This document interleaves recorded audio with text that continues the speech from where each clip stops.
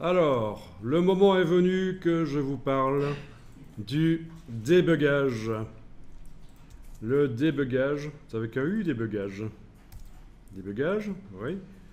Débugage, parce que parfois, et ça vient de vous arriver, on clique sur un outil et puis ça bloque tout. Donc, deux choses pour débugger.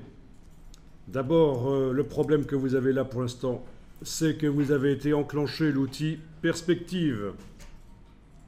Là. Puis vous avez quitté l'outil perspective, mais la perspective reste là. C'est ennuyeux. Donc comment faire? Il faut cliquer sur la petite croix sur le gizmo, mais ça ne marche pas, parce qu'il faut être avec l'outil perspective activé pour que ça marche. Voilà. Donc quand on clique sur l'outil perspective, vous avez la perspective qui arrive pour la supprimer de l'écran. Il faut être avec l'outil perspective et il faut cliquer sur la petite croix du gizmo. Et voilà. Et vous avez déjà résolu un des problèmes. Autre chose qui va forcément vous arriver, c'est le mode isolation. C'est-à-dire qu'en double-cliquant sur un objet, on a la possibilité de travailler uniquement sur cet objet-là. Les autres objets sont inaccessibles. Je viens de double-cliquer sur cet objet-là. Si j'essaye d'aller retravailler sur l'autre, ça ne marche pas. Et vous voyez un fil d'Ariane ici, un breadcrumb qui apparaît, qui vous permet de sortir du mode isolation avec la petite flèche. Et voilà, là j'arrive à aller travailler sur l'autre objet si je veux. Donc le double-clic sur un objet passe en mode isolation. C'est pratique, mais c'est ennuyeux quand on est débutant.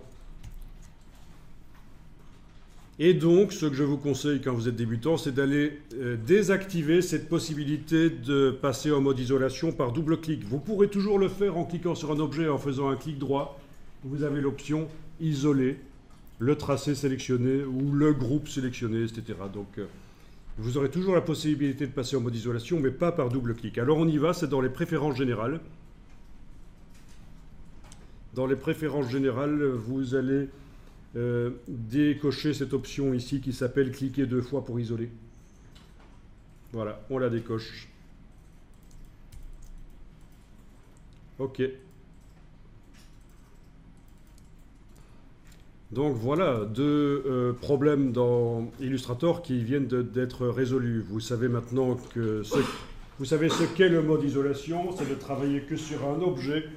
Vous savez que quand on double-clique sur un objet, on passe en mode isolation, sauf quand on a été désactivé cette option dans les préférences, et c'est ce que vous venez de faire. Et pour sortir du mode perspective, vous avez vu qu'il faut cliquer sur la croix du gizmo pendant qu'on a l'outil perspective activé.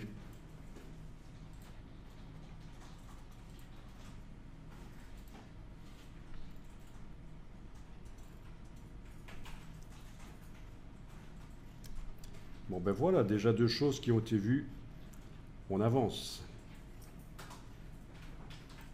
Alors je ne vais pas vous faire une formation Illustrator complète, hein, c'est juste les trucs les plus intéressants pour vous. Parce qu'Illustrator, une formation complète, ça dure des semaines.